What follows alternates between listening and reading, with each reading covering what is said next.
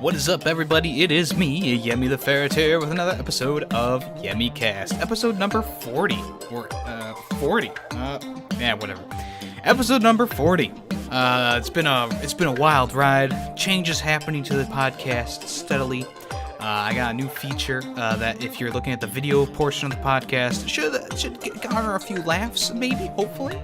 It will take a little bit longer to edit videos now, but that's okay. That's okay. I do it for y'all. Anyways, thank you for coming to this episode of YemmyCast, a video game podcast. It premieres Wednesdays at 4 o'clock Eastern Standard Time, and also on Sundays at 9:30 a.m. Eastern Time as well. Thank you so much for being here for the premiere, or whatever platform you're listening on, whether it's YouTube, Spotify, SoundCloud, or iTunes. Last but not least, So anyways, lots of news to get to today. I was going to talk about Rage 2 and Days Gone, and I looked at the news for this week, and it's just a lot. There's a lot of news this week, and I didn't get to the news last week because I did a special with Player 2, so if you want to check out last episode, we did a kind of like a tournament-style rankings for video games, so if you want to, you can check that out. Link will probably be in the description if I remember to do that. Also, we're still going to try and get back on the stream. Also, we're going to get back on the streaming schedule after the extended weekend for Memorial Day. I didn't get to really do any streaming Monday or I streamed a little bit on the weekend, but we're going to get back on that. So tomorrow, Thursday, we'll be streaming again, and we'll try and knock out Assassin's Creed Unity so we can get to the next game. And I don't know what the next game is going to be yet. Maybe I'll put out a poll on Twitter. Who knows? So stay tuned for that if you're excited, if you're interested for that. Let's just jump right in because if you guys remember, there was a console that was supposed to be the killer of consoles. It was a reset button on the gaming industry as a whole, as it was stated in the Kickstarter, and that console was the Ouya. The Ouya was a Kickstarter miracle, as people say. It got $8.6 million over the course of its crowdfunding campaign before it was released in 2013, and it almost immediately hit several brick walls. The controller was faulty. There were supposed to be free demos of games available for every game on there. That ended very quickly. The CEO actually stepped down for the company almost what seems like weeks after the console was released. There was buggy software, and everything else was just falling in on itself. There's a great video out there by Crobcat, I believe his name is called. It's called Ouya, Failure, Regret, and Death. So if you want to, you can check that out. It's a really well-made video of just the chronicle of this snowball effect that actually happened. There was lots of hype behind this console, and in the end, it all fell apart. It really all fell apart. So why am I bringing up the Ouya today? The Ouya. Well, the game console is going to be officially dead next month. You may have thought, oh, the console's been dead for years. You've never even heard of it. Well, the console was discontinued back in 2015. Razer actually acquired the Ouya and all its assets back in 2013 after the console was released because it was doing so terribly. They had to sell the company, sell the stock, and they had to try and refund all of the investors who placed money into the Ouya. So that in 2015, Razer decided to stop distributing the product. Obviously, it wasn't selling. There was tons of them on the shelves. And then now, the digital game store is going to be closed next month in June 25th. So that's going to be the end of the Ouya. Pretty much, if you don't have something downloaded, or if you have things downloaded right now, they'll stay on the console. But officially, the console is going to be shut down. This is an online-only console. It was marketed as gaming on your TV, so take that as you will, but you're supposed to be able to download games, play them with this Ouya controller and this Ouya box, connected directly to your TV, and you're good to go. And like I said, there was supposed to be a demo for every single game. Every game was supposed to be free to play for a little bit, and you could buy the full version. That obviously ended after it stopped making money, and obviously companies were like, yeah, fuck this. So, if you have an Ouya, I don't know who has Ouyas. I mean, I never really, I didn't even know about the Ouya until I watched this video back. I don't even remember when that video came out, but it was a while ago now. And like just watching and listening to the CEO talk about the console and everything, there was so much build up to this thing, and it just fell flat on his face. I love the one clip where she's talking about how it has a touchpad, and no one's ever done that before. And then the guy's like, "Yes, but the PlayStation 4 it was revealed to have a touchpad," and she's like, "Oh, they could do that." And it's like, no, it actually is a touchpad. And she didn't obviously do her research on that. She was just reading off a script. I don't know what that lady's doing now. Hopefully she's found a job and whatever. I don't want to. Yes, but this was a complete failure pretty much from the get go. After it was crowdfunded, people were waiting months after its supposed release date to get a console, and even then, not everyone got one. After everyone was finished trashing it, it didn't sell at all, and it just failed entirely. So, the Ouya, more like the see ya.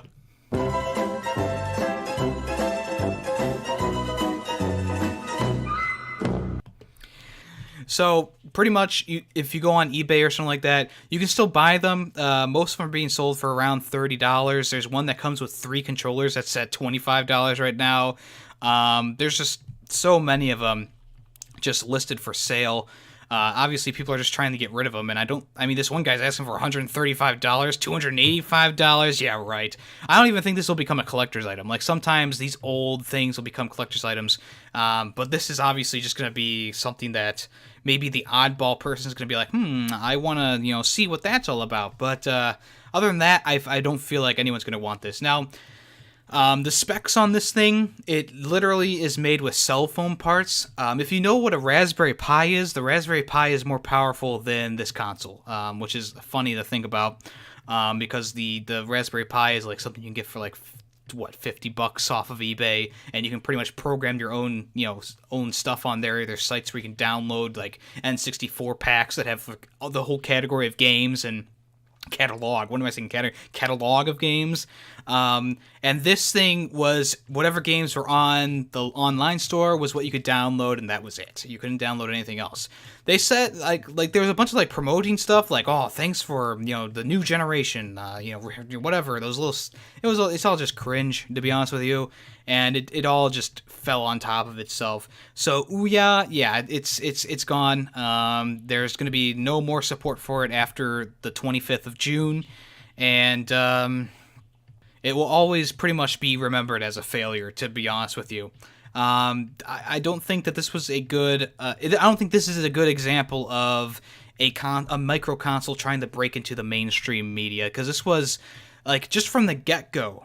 Like the production, the quality, everything was just bad about this console. And there are like micro consoles out there that have potential, but this was just one of them that kind of blew up. It was advertised as something that it's not, and that's the end of that. It got ripperoonied real quickly, I'll tell you what. The Ouya can now be put in the comedy section of any storyrette, because it was literally a joke. A former Rare developer has shared new details about a old Conker's Bad Fur Day sequel that was supposed to come out during the N64 era. Conker's Bad Fur Day designer Chris Seavor has once again taken to Twitter to share his new details about the sequel that never saw the light of day. So this was supposed to be a direct follow-up to Conker's original game on the N64. It was a mature game. I never played Conker's Bad Fur Day. I've always kind of wanted to, but there's like never been like a HD remaster or anything for this game. Like Banjo-Kazooie, you can find all the Banjo-Kazooie games on the Xbox store right now. Conker's Bad Fur Day, though, not really. There was a game called Conker's Bad and Reloaded or something like that. That was like a multiplayer only game that didn't get too far. I never played that one. That was on the original Xbox. But according to the design documents, Conker's Other Bad Day was going to be the title, and it was supposed to pick up directly after where the last game left off. The idea was to divide it into 4 separate parts, and there was going to be 3 subplot and storylines concerning Barry. The starting point intended to display a miserable-looking Conker acknowledging himself as the Emperor of the known universe before the opening chapter revisited an earlier period in time, prior to the first game's post-credits ending. The second chapter would continue on from the return of the Panther King, who would deal with death and swap bodies with Conker in order to return to the land of the living and as a much darker squirrel. I can't read anymore. So there's there's concept art of the new design of the Panther King. They have pretty much the entire open world that you can go, like the hub world, mapped out in like this graph, which is crazy to me. They literally had the whole story written too by the time that, like they were getting into that phase of development. So the prologue was written, chapter 2, chapter 3, blah, blah, blah, blah, blah. All this stuff was already written and ready to go. There was a moon base. There was a windmill land, a wasp factory. It just seems like there was so much going for this game, and this probably could have been a better sequel than Banjo-Tooie. I'm just going to read a little section of a snippet of the first chapter here. The Panther King has finally turned up with the aid of Death, who wants to kill Conker almost as much as a king does. To this end, he has also hired the Weasel Boss to steal and hide his money in an attempt to frame Conker and have him tried and executed for treason. Oh, Weasel Bros? Okay, they know my arch nemesis. Little does the Weasel Mafia boss know that he is about to be double-crossed by the Panther King. He actually wants Conker to beat and kill him in the final fight, which of course Conker manages. Conker is now accused of murder and is executed. Oh, anyway, this is where the game takes a slightly different direction. Conker dies and ends up in the basement, which is nothing more than a massive, thumping nightclub, now run by the dead Mafia boss. Death laughingly explains about the beheading clause and then goes to explain about his little plan. The Panther King now swaps body with Conker and is returned to Land of Living as a darker, more vicious version of the squirrel. Conker remains trapped in the basement for the present. This is really interesting. And I mean, it kind of has like a God of War feel to it, where you die and you have to come back from death. You defeat the guardian of hell or whatever. But this could have been a really neat game. It obviously would have been a grade A sequel, I would guess, because it just seems like they're building upon the story and everything from the last game. Unfortunately, of course, it was axed, and no one knows really why yet. But yeah, pretty much the whole game is mapped out right here. So if you want to, you can look up. It is on NintendoLife.com, but you can also find a thread on Twitter, etc., etc. Did you guys play Conker's Bad Fur Day? I personally did not. Like I said, I almost got the game when I was in that phase playing the N64 games. I was a kid. I was playing like Banjo-Kazooie, Mario 64, those games. And I went to the store, and my parents said, "Oh, look, another rare game, Conker's Bad Fur Day." And what they didn't know was it was rated M. And the guy behind the counter was like, "Oh, this game's rated M. I don't know if it's good for your kid." And of course, we had to put it back because that's just how it was. And looking back on it now, seeing clips from it, I mean, you literally get drunk and piss on things in this game. Probably wouldn't have been the best game for a kid, but I loved Rare when I was a kid, and I played a good plethora of their games. And so I was a little disappointed that I couldn't get this one, even though I was playing games like Vigilante 8 and stuff like that, but whatever. I really do hope that maybe someday they release this game, or maybe they do an HD remake of Conker's Bad Fur Day, and if that gets so many sales, maybe they could think about releasing the sequel, but it seems like that is not going to happen. But we can only hope. Mr. Predicto, will we ever see Conker's sequel brought to life?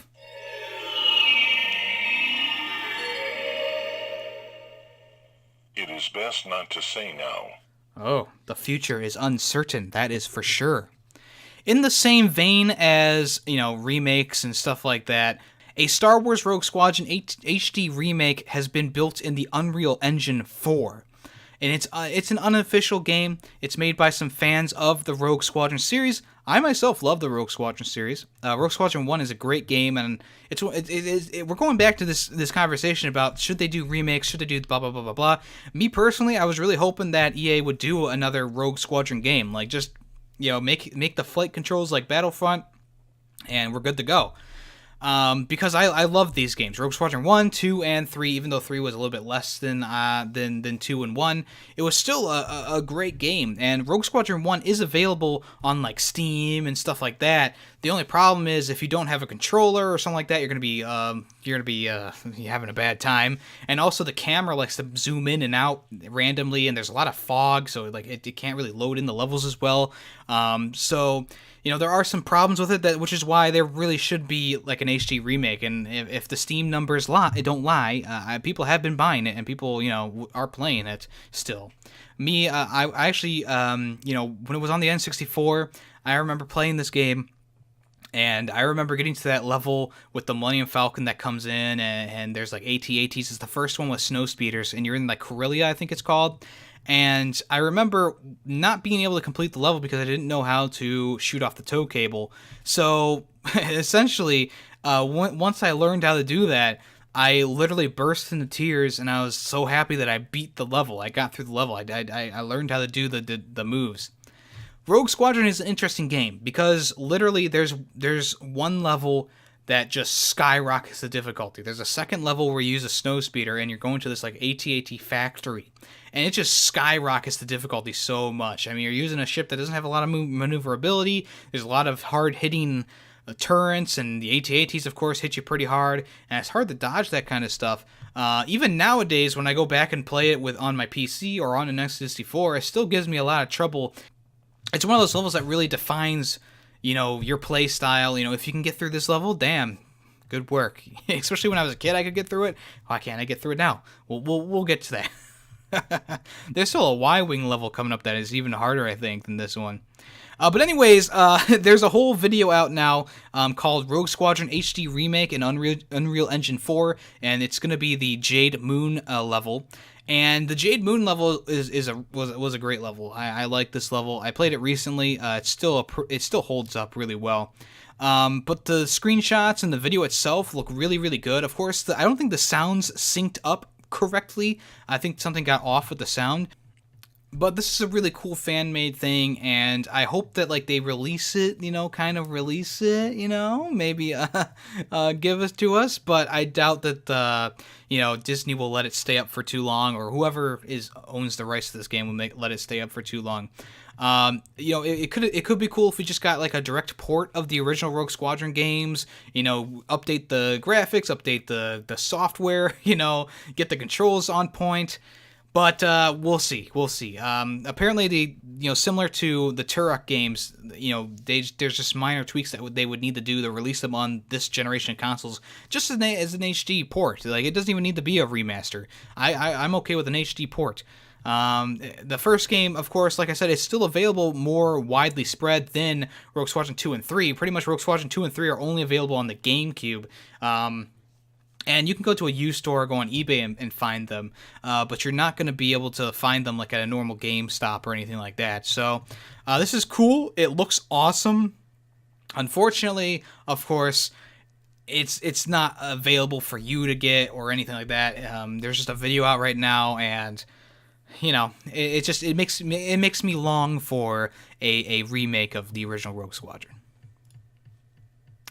So it was revealed that Super Mario Maker 2, there's going to be no online play with your friends. It's pretty much all going to be random or local play. Super Mario Maker 2 has this online competitive and cooperative play. However, Nintendo has revealed that there is a little bit of weird detail along with it. A Nintendo Treehouse representative confirmed to Nintendo World Report that the game is not going to have global multiplayer with your friends. It will have leaderboards, but you can't play online with your friends, which is really weird, really weird. This also applies to online co-op play, which doesn't involve leaderboards. So you can't even play with your friends offline either. So literally, you just go up against with random people. You go with random people. How are you supposed to communicate with them? How are you supposed to talk with them? How are you supposed to get through these levels cooperatively in the co-op case when you can't really talk to anyone? You're going to download the Nintendo Online app? Oh yeah, that's readily on my phone. Not. Yes, some new controllers are coming out with built-in microphones, but the games also need to be optimized for that as well. Yes, maybe Discord will come to the Switch eventually. That's no time soon, though. So, I don't know. It is very, very strange. I don't know. This isn't like a damning kind of thing. It's just kind of like a head scratcher. Pretty much with every Nintendo release, there's always something in there that's like, I don't know about that. But hopefully this is like the only real like problem with the game. Hopefully it will be revealed that maybe this isn't correct and maybe there will be friends matchmaking. But for now, pretty much the only way you can play with friends is if you have 4 different Switches, and they all have the game, and you connect via local connection. Pokemon Direct has been officially confirmed for next week. It's going to air on the 5th of June, and it's going to talk all about Pokemon Sword and Shield. The presentation is going to run for about 15 minutes. The presentation is going to begin 2 p.m. GMT. That's also going to be 6 a.m. Pacific and 9 a.m. Eastern Standard Time. So that's a little bit earlier for us, but a good time for UK people and Japanese people. There's also going to be a separate presentation that's going to be happening a little bit sooner. According to the Pokemon Company, this press conference will cover a number of topics which will be of interest to Pokemon fans. The live event will take place on the 28th of May, 6 p.m. Pacific Time, 9 p.m. Eastern Time. On the 29th of May, and on the 29th of May at 2 a.m. GMT, 3 a.m. CET. The Pokemon Company came out with a statement saying it is hosting its 2019 press conference in Tokyo, Japan on Tuesday, May 28th. You can watch the live event here at Pokemon.com starting at 6 p.m. PDT. The press conference is expected to cover a number of topics of interest to Pokemon fans. I'm guessing they're going to be revealing maybe some more new Pokemon, maybe they're going to be revealing some customization for characters. Maybe they'll be revealing, more of the graphical style of the game, maybe an area of the game. Maybe they'll be revealing something. Obviously, they're going to be really revealing something that people really, really want to see. So, high hopes for that. I'll definitely be tuning in for that and reporting on it as well. And in more Pokemon news, the $10,000 Pokemon competition winner has been found to have violated the rules and he has been disqualified. Back in October, clothing brand Uniqlo hosted a competition which asked Pokemon fans to design a new t-shirt. The winner was to receive $10,000, a special trophy, an invitation to a awards ceremony in Tokyo, and even an invitation to the 2019 Pokemon World Championship. Chinese artist Lai Wen-pei took home the cash by submitting the Magikarp and Gyarados design, which I will show on the screen for the video watchers. As an added bonus, the shirt was also going to be wearable in the Pokemon Sword and Shield game. So the design it's pretty basic, but it's very stylized. It has Gyarados as like a snake on the top, and there's 3 Magikarp below him, and there's like little swirls that kind of look like the Wind Waker's like cloud swirls or wind blowing, stuff like that. But fans across China soon started to highlight the fact that this design has been used elsewhere on t-shirt marketing sites, phone case sites, phone background sites, and in the rules themselves, it says that you can't have the shirt be already in production or something like that. So Li Wen originally came out on the Chinese version of Twitter and said that he sold a number of smartphone cases with the same artwork before he submitted it to Pokemon. Unfortunately, there are pirates who have pirated my work, therefore please do not share this pirated goods. It doesn't matter because he already submitted the artwork, and that was in the rules that you cannot submit the artwork to anyone else. So in a press release, the company came out and saying that they have disqualified the grand prize winner and another finalist in its Pokemon-themed t-shirt design contest after learning that the designs in question were not in accordance to the terms of the competition. Uniqlo will not award the grand prize to another entrant or sell merchandise featuring the designs. They apologize to all stakeholders, including those who looked forward to buying an item in the grand prize winning design, and will take appropriate measures to prevent a similar situation from reoccurring. So literally, this guy ruined it for everyone. Congratulations. Boo! You stink! Rayman's original musical composer has passed away due to complications from cancer. Remy Gazelle, the composer for Ubisoft's original Rayman game, has passed away after an ongoing battle with cancer. His wife shared this information on social media and said the funeral would take place at the end of the month. On the website, he was described as a self-taught musician who was passionate about digital technologies and the endless opportunities they could offer. He was an ever-evolving artist, and he had his own personal journey that allowed him to experiment in multiple creative fields ranging from music, digital art, video making, and web design. This is unfortunate because, if you know the original Rayman music, it was really, really good. I don't know if he recomposed anything for the 20th anniversary or the new game. This article only says the original Rayman game, but it's a sad loss, and Rayman fans are sad, and I'm sure a lot of people who enjoyed the music are sad as well. Alright, so there's another free minigame for the Nintendo Labo VR kit out now, I believe. The third release is called Sushi Board, and it appears to involve a cute little robot who needs to head off on a journey to collect fish. And he's probably going to cook up some sushi. Do you cook sushi?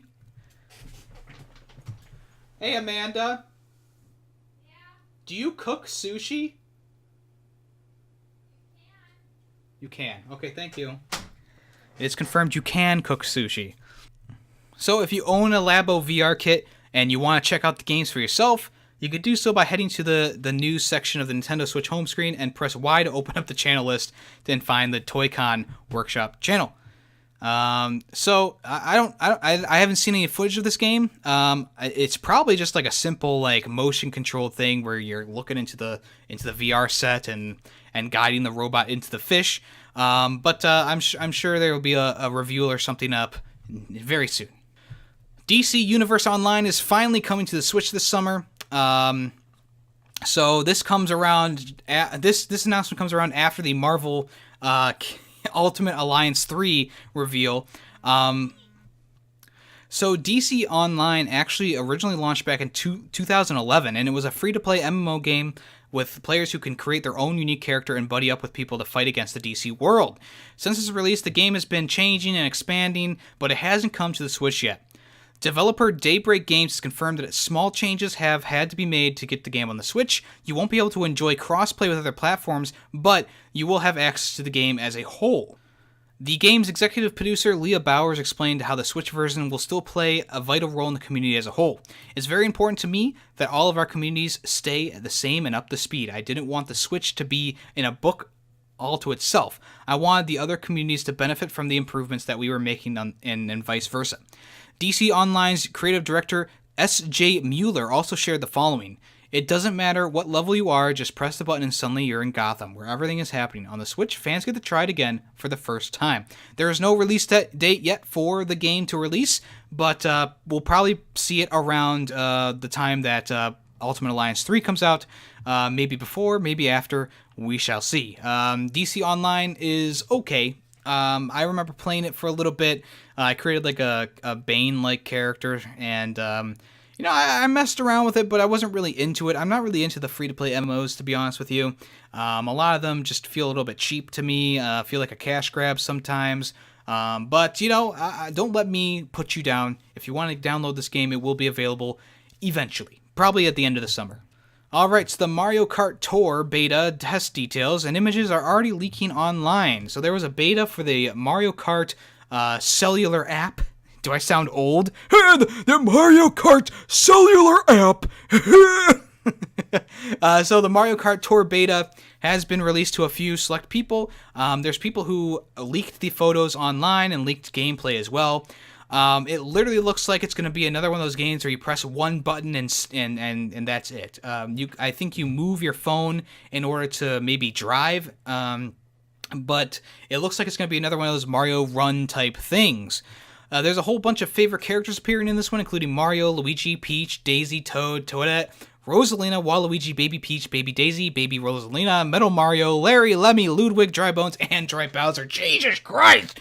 The game is played vertically, which is very strange to me, and it will have a selection of retro tracks that are 2 laps per race. You appear to control your cart by swiping on the screen, not moving this phone like I thought, and you'll unlock more characters as you play. your cart automatically accelerates, leaving you to swipe left or right to steer. So like I said, it looks like it's going to be a very, very basic, torn down version of the game. There has been no online things confirmed yet, so that's why I'm thinking that it's literally going to be like Mario Run or something like that, where it's like you press one button, in this case you swipe left or right, and you drive on the course.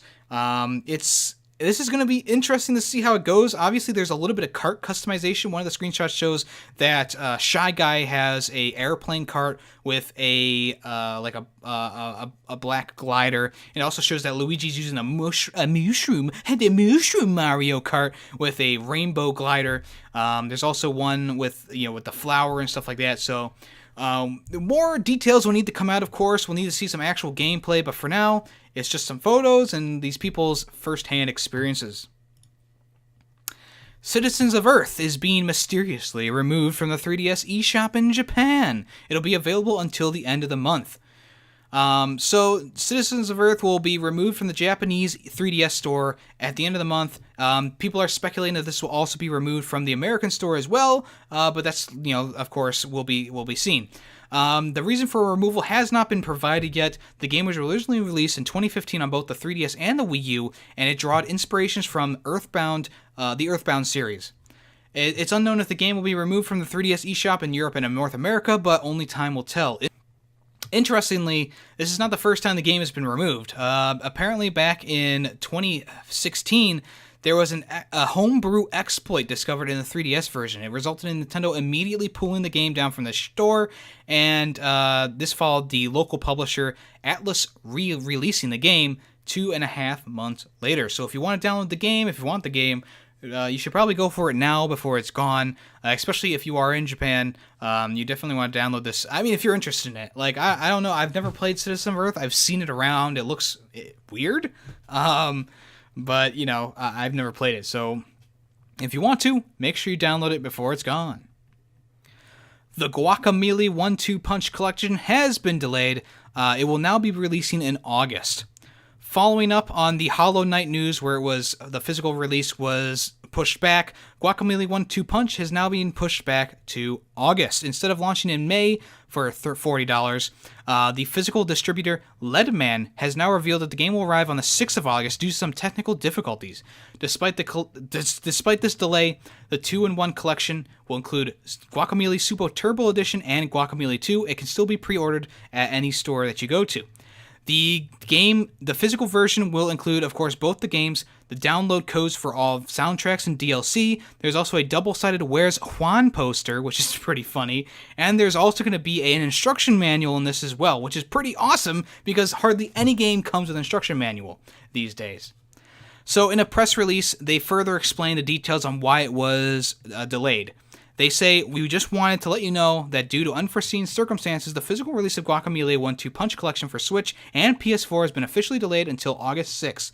It turns out that it's not as simple to release a multi-application cart disc as we initially thought. We're confident in the new date, however, and do not foresee any further delays. On the plus side, while we are figuring all this out, we've also figured out a way to include all the DLC for both games as part of the purchase. On PS4, all DLC will be included on the disc, and for the Switch, the DLC will be used as codes. So that's awesome. That is actually pretty awesome. So this is actually probably more of a good thing than a bad thing, because I think before you weren't getting the DLC codes. But yeah, if you want to, go ahead and pre-order that puppy right away. If you don't want to, fine, whatever. Your choice. Loser. Alright, so a Death Stranding live stream has been running 24/7 on the PlayStation YouTube channel. It's just a repeat of images of handprints on a black surface with little snippets of gameplay spersed in between the fingertips. So, Death Stranding is going to be receiving a new trailer today, May 29th, and we've already had 2 other trailer releases which have given us no information at all, so hopefully this one's going to be maybe have a little bit more, maybe a little bit of gameplay? Who knows? Exactly how the stream will evolve remains to be seen, but knowing Kojima, he'll probably have a few surprises in store for us as the new trailer goes live today. Like I said, there are other Death Stranding trailers out. There was like a little bit of an E3 thing last year as well, but those really didn't shed any light on what the game's going to be about or anything like that. Even Norden is his name Norden Remus or Norden Remus Renas? I don't know how to say his name right now, but he said that the game is very confusing even to him, and he's the one in the game. All right, so the Sonic the Hedgehog movie has been delayed until February of 2020. They're going to be doing the redesign, as we've already said, and it's going to be out February 14th on Valentine's Day. Aw, take your sweetheart to the live-action Sonic the Hedgehog movie. The director took to Twitter and announced the delay, and he has pushed the film back 4 months from its original 2019 release date. So maybe it is true that they are doing a redesign. As I stated in a podcast before, my conspiracy theory about Sonic the Hedgehog movie was that they released this trailer just to generate some talk about the movie. But now it seems like that was wrong, and maybe possibly now they are doing the redesign, and they actually had the full movie almost done with this old Sonic design. And the old Sonic design is very ugly, and also his proportions changed a lot during the trailer. I watched a breakdown of the trailer, so hopefully they can get the stick out of their ass, and they can get this movie going, and maybe possibly it'll be a good video game movie. But that is a wait and see right there. That's a big one. Alright, so you can now buy an official Crash Team Racing nitro-fueled incense burner. Ooh! So on the website, PlayStation Gear, you have the typical items like t-shirts, key rings, mugs, and that stuff, but there's also now the Crash Team Racing incense burner. The description says, recreate the smoldering atmosphere of the racetrack with the Crash Team Racing incense burner.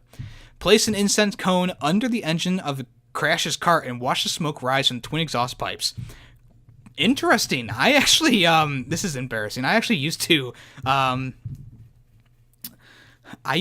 incense. When I first moved into the condo that I live in now, I got this like 3-headed dragon, and I would put the incense in them, and I would burn the incense. I didn't know until later that people who burn incense are usually weed smokers, and I am not one of those people.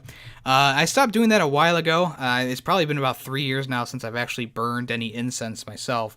But anyone who is an incense burner, I mean, you don't have to be a weed smoker. You can just be a fan of the smell of incense. Me personally, I think I'm over the sense of incense. Jeez, that's a weird sentence. Lots of S's. Every time I go past the aisle now, at like whatever store you're in, it always the smell just like it destroys your nostrils. But this is interesting information, an interesting collectible maybe for you Crash fans. It's I'm looking at myself in my video camera right now on my replay, and my hair is very sweaty. It's beginning to be the hot times for Ohio. Today was especially humid, and it like rained this morning, so it didn't really help. So I may my hair just maybe will not work on days. So you have to bear with me. I'm very self-conscious about my hair. So it's one of those things that I like to keep on point. But of course, you can't always do that because the weather does whatever the weather wants. And of course, because I always get complaints about fans running, stuff like that. In my dojo here, I turned off my fan for you guys. I don't have the AC running, so it is going to progressively get warmer and warmer as I talk and talk and talk. But anyways, let's move into the Division 2. The developers say they are not going to adjust the raid difficulty on consoles, which is prompting some backlash from fans. So ever since the Division 2's raid first dropped earlier this month, many console players have been vocal about how difficult the raid actually is compared to the PC. At the time of this article, thousands of teams have completed the raid on PC, some under an hour, while on consoles almost 100 just over 100 people have found success on the raid, which is crazy to me. That's like how many players are playing a Division, and only a few hundred have gotten past it. That's astronomical. They definitely need to do something about this, but devs have come out and said, we've heard rumors about us changing the raid difficulty. There's currently no plans to change that. We know the raid is harder on console, but we are happy with where we're at. It almost seems like they accidentally made the raid harder, and they just said, you know what, fuck it, we don't want to work on this anymore.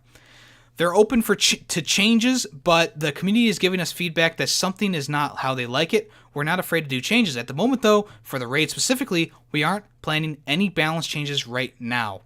The developer is currently looking into a artificial intelligence bug, which will drastically alter the behavior of enemies.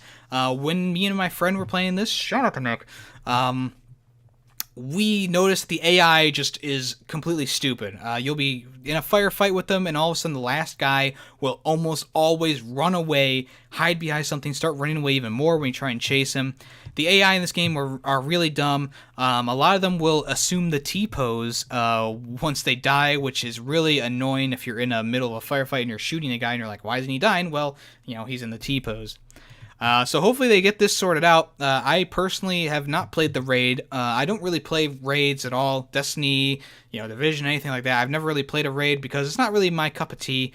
It's a little bit more difficult than I, would like in these kind of games. But they do have a certain audience, and those people obviously are not happy about the console edition. Alright, so the Rise of the Giant DLC for Dead Cells has finally arrived on PS4, Switch, and Xbox, and it's free. Free. You can download it now, and this is actually the first major DLC for the game called Rise of the Giant. This DLC introduces a whole host of new content, including a brand new level, accessible to anyone who has beaten the game at least once. There's a new boss fight as well, with new weapons, skills, and more. New enemy types will also make your life more difficult. This DLC is also introducing new skins for players, which is pretty cool as well. If you remember, not too long ago, the Dead Cells main character was added to Brawlout. So if you want to, you can also pick that up as well and have some more Dead Cell goodness. All right, here's a big one. Here's a big one, everyone. Everyone gather around. Okay. Dead Island 2. All right, you hear me right now? Dead Island 2 is still being worked on. THQ Nordic says it's not dead yet.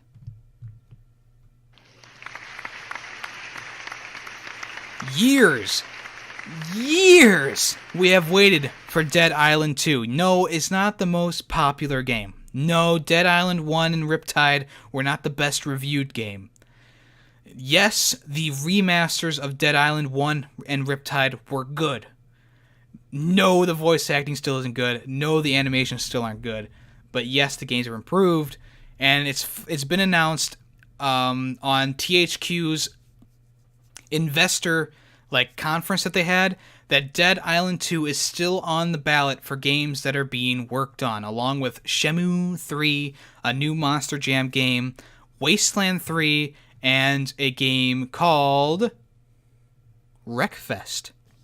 This is interesting news because this game was originally announced back in 2014 at E3, and then the game just went silent. There was really nothing said about the game. Originally, it was pushed back to 2015, and then after that, there was no word on it. You could literally pre-order this game for years from whatever websites, and they've refunded people. And now they're saying that it's still being worked on. It's kind of weird. It's kind of fishy. They've obviously had to strip down this game, restart it maybe 1 or 2 times, depending on how much longer they're going to take. Maybe it happened a third time. So the developer's pretty much just saying it's still being worked on. Stay tuned. I don't think there's going to be an appearance at E3 2019, but you never know. The last E3 appearance was just a cinematic. It was the guy jogging, and he was listening to music, and then the zombies came around, and he turned into a zombie, and blah, blah, blah, blah, blah. It was an interesting one. Obviously it didn't hit as hard as the original Dead Island's cinematic, but of course, they didn't want to go as hardcore as that one because that one obviously led to a lot of disappointment with the actual game. So there's nothing concrete yet, but maybe Dead Island 2 is still in development. Maybe possibly, we'll get it this year, next year, 5 years from now. It's still still a big question mark. Still a big question mark. But this really says it's still in their development area. So I guess we'll have to wait and see. They said that there's a total of 80 projects in total being worked on. 32 have been announced, and 48 are unannounced right now. So that's also another interesting thing to note. More THQ news. They acquired Piranha Bytes Studio, which has the original IPs of Gothic, Risen, and Elex IP. So this acquisition comes last week, and now THQ Nordic owns the rights to all these games, and of course they bought the studio. On the company's website, the CEO says that the three strong IPs have proven successful and will be great additions to our portfolio. We look forward to bringing Piranha Team into the family, which has received legendary status across the RPG community, as their fan base cherishes their current games and eagerly anticipates their new titles in the future. So I've never played any of the games that they mentioned, Gothic, Risen, or Elex. If they really do have a lot of people playing them, I don't know personally. I've never heard of Piranha Bytes, but maybe this will help them get out their games out sooner. Maybe this will help them with quality, something like that. THQ isn't like an EA, they're not a vicious overlord, but that will, this is another one of those things. It's like we'll have to see what happens in the future because, there's a lot of question marks for these game series. I'm sure they'll bring them back, help them with the development. We'll see how much input THQ will have. People who are fans of these games, I don't think you have a lot to be concerned about, but who am I? Who am I? Just a ferret telling you how it is. PlayStation 5 players will be able to play with PS4 players using backwards compatibility. Sony has confirmed it. There's cross-generation play. Lots of stuff happening with the PS5 information. Last 2 episodes ago, I talked about the entire template. They put it up on their website, and now again, Sony is mentioning this seamless next gen transition. It's going to be more seamless than last generation PS3 to PS4. There's really nothing compatible between the consoles. Of course, you can put PS3 games into your PS4, and you can download the codes to unlock them, like Ghosts, Battlefield 4, and Assassin's Creed Black Flag were 3 of those games. I think also there was a Madden game as well you could do that with. I don't remember, though, exactly. So Vice President John Codera was quick to add that the cross-generation play will be important to the PlayStation community. Keeping existing players invested is clearly a high priority to Sony, as it looks like it's going to introduce the PS5 possibly next year. This is pretty exciting. This is also kind of, there's a lot of people who are still playing their PS4s religiously. Me, one of them, of course. The PS4 has a large fan base, so this is probably the best way to transition to a new console. The PS4 Pro is already sort of like the next generation, so I don't think there's going to be too many changes from going from a PS4 Pro to a PS5. But me, a person who has a first generation PlayStation 4 still, this is big for me.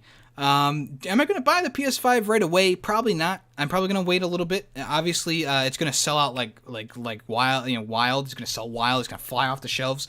But I'm excited for a PS5 release. As I said before, I don't know if I'm ready for it personally. There's still a lot of games I want to play on the PS4, and I know that everything's going to be backwards compatible supposedly, but I'm not ready to invest in another console yet. I have so much invested into this console now, the PS4. Of course, I'll keep the PS4. It's going to be interesting, though. It's definitely going to be interesting, and I can't wait for more information. Sony is recruiting audio designers for a project at Insomniac Games, so we could possibly be seeing more exclusives or a sequel to past exclusives. People are speculating that the next Marvel's Spider-Man game is going to come to the PS5, or a new Ratchet & Clank game is going to be in the works as well. Me personally, I'm hoping for a Ratchet & Clank game to be a day one release with the PS5. That's just me personally. That's what I speculated, along with Death Stranding. But I'm like I said, I'm only a ferret. But right now, it's looking for a couple of audio designers to work on site at Insomniac Games. Maybe it's a new Infamous game. That could be pretty cool. This is interesting because the developer is not part of PlayStation's first-party portfolio, suggesting that the two organizations are going to be collaborating again. There is going to be a Just Cause movie. This is going to star Rico Rodriguez, who is the main character for all the games. He's going to be battling against the Black Hand, of course. The good news is that it's going to be created and written by the John Wilk Films writer, Derek Kolstad, and he's on board to write the script. Filming is due to start next year, and this is going to be interesting. Just Cause is, of course, crazy. This game is crazy. There's so many different things you can do with this sandbox world. Everything from grappling into a glide, into a skydive, into a thing. Everything including, like, you know, putting rocket boosters on a cow's ass and making it rocket away. There's so much you can do in this game. So hopefully the movie is going to personify that, hopefully. Bring that to light, you know, show it in this video game movie world. They're saying that it's going to be live action, so maybe there's probably going to be some things that they can't do. But with CGI nowadays, I mean, look at the Pokemon movie. Look at, you know, Endgame. Jeez, I couldn't think of the name. Look at Endgame. You know, there's the CGI work is impressive. But you know, we'll see about this one as well. The motto of the podcast is, of course, strong as ever. I haven't played Just Cause 4 yet. I played 3. I wasn't like a huge fan of it, but I do have Just Cause 4 on my shelf right now, waiting to be played. I'm probably going to get to it eventually, but I haven't found the time yet. I'm still, you know, I just finished Rage 2, which I'll talk about in the next podcast episode. I'm still working through Days Gone. It's really been dragging its feet right now. And of course, by that time, I'm sure there's going to be some more games coming out as well. So it may be put on the back burner for a little while, but I'll get to it. I swear to you. All right, so the next Call of Duty game is probably going to be named Call of Duty Modern Warfare. It's kind of like a soft reboot. So Jason Scherer came out on Twitter and said he can confirm that it is true, and it's hilarious. The first one was Call of Duty 4 Modern Warfare, so this one's going to be named Call of Duty Modern Warfare. It is weird, and I don't know why they are doing this. I don't know if I want a reboot, a soft reboot. I don't know what they're going to do. Are they going to continue the Modern Warfare story, or are they going to reboot it, bring Soap back, bring all these characters back who died? I don't know. I would like to see a continuation of the story. Captain Price still has Nikolai. You know, there's two guys right there who are good. They've been together for the entire series. Make something of it. Don't just throw that down the drain. It could be a cool co-op element too. Have one guy flying the chopper, and you as Captain Price, you're shooting the Gatling gun. You got missions on the ground, stuff like that. This could be a really good game. But of course, I don't know if it's going to be. As I said before, Call of Duty has had a horrible track record these past few games. World War II is fine. X that one from your mind. I liked World War II, but all the other games really since Modern Warfare 3 have really gone downhill pretty quickly. And this is unfortunate that it's going to be I don't know, maybe it's not unfortunate, but it is definitely concerning to me as a Call of Duty fan, them doing a soft reboot, because, I mean, I'm invested in the Modern Warfare story. I was fine with the conclusion of Modern Warfare 3. I thought that was going to be it. I want that to be it. But, of course, they're going to possibly bring it back. And in the same vein, Call of Duty, the Twitter page, and all of this stuff, their social medias, have gone dark ahead of a Modern Warfare game reveal. So we are possibly on the verge of a new Call of Duty announcement. People are speculating that it will be unveiled at the May 30th, which is Thursday, tomorrow. Presumably, the reveal will be followed up during E3 with a more detailed look at gameplay and mechanics and stuff like that. But right now, the official Twitter bio and everything else has been blacked out. There's just the Call of Duty logo, and the description says, going dark. We'll see what this entails. I, of course, am a little concerned, as I said, but, you know, I got my fingers crossed, my toes crossed. We'll see how it goes. No More Heroes is going to be released on the PS4. It was formerly a Switch exclusive, and now is going to be ported over onto the PS4. At the MomoCon, Travis Strikes Again, No More Heroes was announced to be coming to the PS4. It was originally released earlier this year on the Nintendo Switch. The game was met with mixed reviews, but people seem to enjoy the game enough. This is now the second game coming to the franchise that will come to PlayStation hardware following the 2011 re-release of the original PS3 game. While the release date wasn't announced on stream, we'd expect the title to launch at some point this year. DayZ is finally coming to the PS4 next week. It was over 4 years now that it was originally announced for the PlayStation. So the people at PlayStation Blog announced that DayZ is coming to the PS4 next week, all of a sudden. Like, this is like a sudden thing. And it will be arriving with no pomp and circumstance at all. It was originally announced back in 2014 at Sony's Gamescom Keypoint. The game is a zombie survival shooter, and apparently it's going to be released the 29th of May, which is today. The description reads, the post-Soviet country of Sharonus is struck by an unknown virus, turning the majority of the population into a frenzied infected. Fighting over resources has bred a hostile mentality among survivors, driving what's left of humanity to collapse. You are one of the few immune to the virus. How far will we go to survive? I haven't heard anything about Days Gone in so long. I forgot about this game. Like, I don't even remember this game. I never played it myself. I never bought it. Never did anything like that. I've played H1Z1. I played, like, stuff like that. And I think it's in about the same vein, but I forget. I don't even remember what this game's about. I mean, reading the description, it seems like an interesting experience, but from the screenshots and stuff like that, it just looks like a game that is lost in time. It looks like a game that should have been released in 2014, and the graphics would have been, like, competent. Now you release this game, and you go, yeah, that's kind of ugly. Finally, for today, Apex Legends the revenue has purportedly dropped off. So, Apex Legends has been on the decline for a little while now. There's been videos and stuff coming up about it being dead or dying. The free-to-play Battle Royale shooter launched with a bang, attracting 25 million players its first week. Nowadays, it seems like the interest has dramatically fallen off, probably due to the first Battle Pass being a little bit lackluster, leaving fans a little bit disappointed. The company SuperData has crunched some numbers and estimated that the game is now earning about $24 million in April, which is nearly 75% less than it made during February. I mean, $25 million still isn't a small amount, but it is compared to what they were earning. The publisher EA hasn't come out and said anything about it. Respawn is, of course, still reportedly working on the game, there's going to be a much larger free content update coming soon. But unfortunately, fans may not wait around for new things to come. Fortnite is still being updated, is still very, very popular, and Apex Legends was trying to break that. It was going to be the Fortnite killer, remember? And now it's, of course, dropped off a little bit. The Season 2 Battle Pass will be unveiled during E3 2019, which will hopefully get some people excited again. But, we'll see. I haven't played Apex in a long, long time. Last time I played, I just was a little bit disappointed, and a lot of people who play the game now are way better than me, so if you run into them, it's like, why even bother? I might as well just put down my gun, bend over, and take it.